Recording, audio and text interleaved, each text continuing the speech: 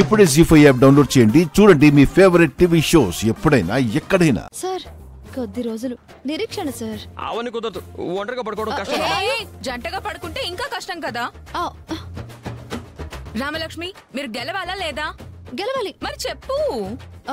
అవును సార్, అవును సార్. అప్పటి వరకు మనసుకు కొంచెం భారంగా ఉన్నా మనం దూరంగా ఉండాల్సిందే సార్.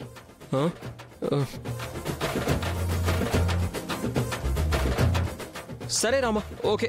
ఒకే రూమ్ లో దూరంగా ఉందో. ఏం పర్లేదు, నా రూమ్ చాలా విశాలంగా ఉంటుంది. తను అక్కడే పడుకుంటుందిలే, నువ్వే వరీ అవ్వకు. నువ్వు రా రామా.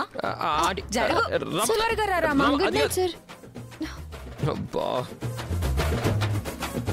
మీ ఇద్దరి మధ్య మొదలైన ఎడబాటు శాశ్వతంగా ఉండేలా చేసి శౌర్యని దక్కించుకుంటాను.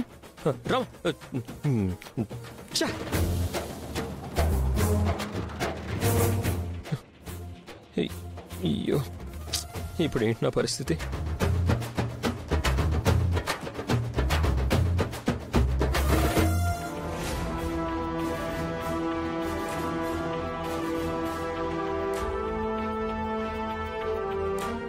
ఎవరో నా కొడుకు దేనికి పనికిరానివాడు అని ఏదేదో మాట్లాడారు.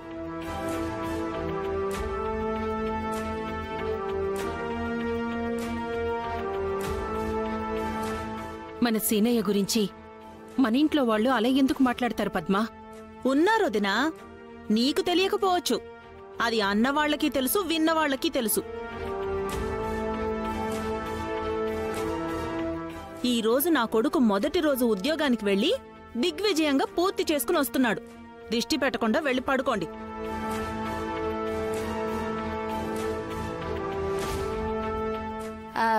ఇప్పుడంత తొందరేముంది, నెమ్మదిగా వెళ్తారులే. నరదిష్టి మంచిది కాదు పార్వతి. అందరి దృష్టి ఒకేలా ఉండదు కదా.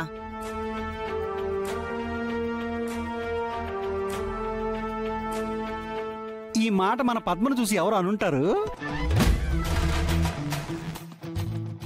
అది గుర్తు పెట్టుకుని వచ్చి ఇప్పుడు మనకు చెప్తుందన్నమాట కదా పద్మం. నన్నెందుకంటారు మీరు? నాకేమైనా జనాల్ని చూస్తే జలసా ఏంటి? కాదు కాదు కాదు, కుళ్ళు అనుకుంటున్నాం.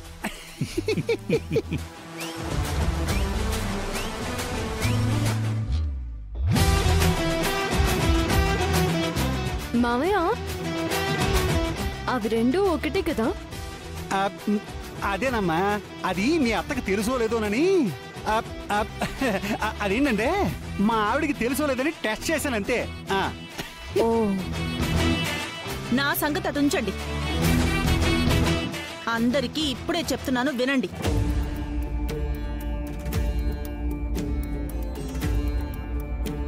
ఇంకెప్పుడు నా కొడుకుని ఎవ్వరూ కూడా పల్లెత్తి మాట కూడా అనడానికి వీల్లేదు. అబ్బో, పద్ధతిగా ఉంటే ఎవరు ఏమీ అనరు. నిన్ను అదిగో సీను వస్తున్నాడు.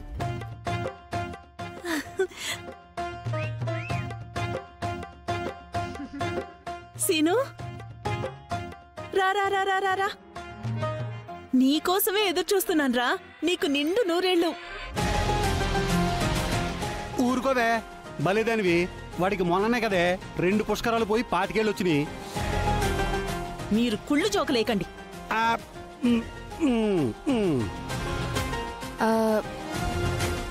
ఏంటి సీను, మొహం వాడిపోయింది? అలసిపోయావా?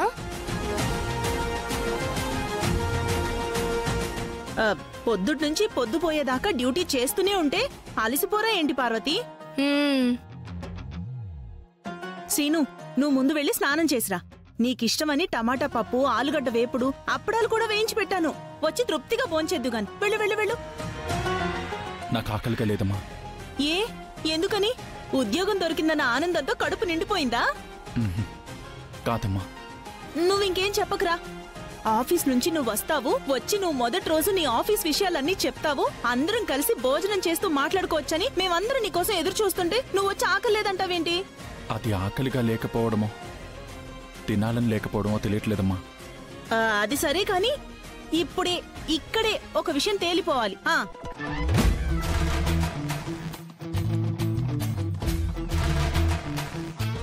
ఆవిడ ఎదురొస్తే నీకు మంచి జరుగుతుందని అందరూ అనుకున్నారు కదా. ఈ రోజు ఎవరు ఎదురొస్తే నీకు మంచి జరిగిందో చెప్పు.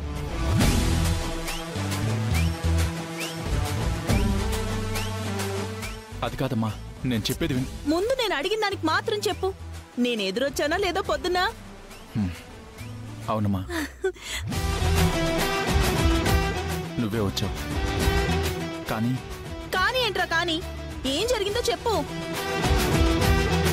అబ్బబ్బబ్బబ్బబ్బా.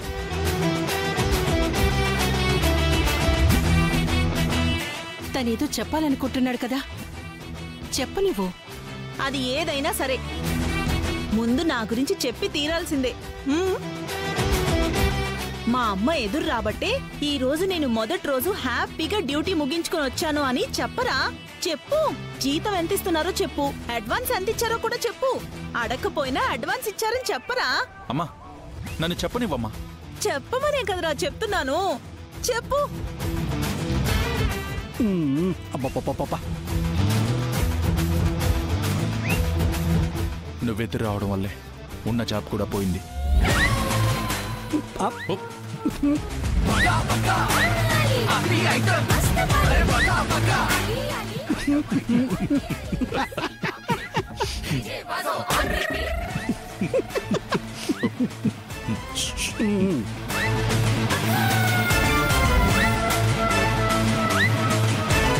వదిన నీ గురించి ఎంతసేపు ఎంతో చెప్తే నువ్వు సింపుల్ గా జాబ్ పోయిందని చెప్తావేంటి సీను? నిజంగానే పోయిందత్త. అయ్యో సర్లేరా, నీకు రాసి పెట్టున్నదే నీకొస్తుంది. నువ్వేం బాధపడకు.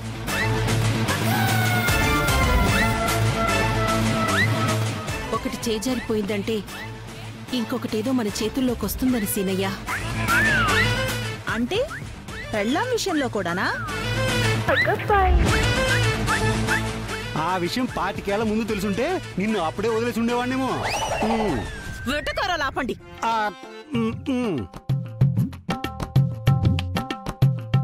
ఆపండి.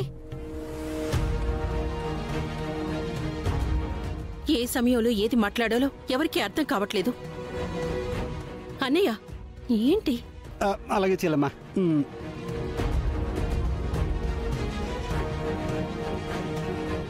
సీనయ్య, ధైర్యంగా ఉండు. నీకు తొందరలోనే మరో మంచి ఉద్యోగం వస్తుంది, సరేనా? సరే అత్తయ్య.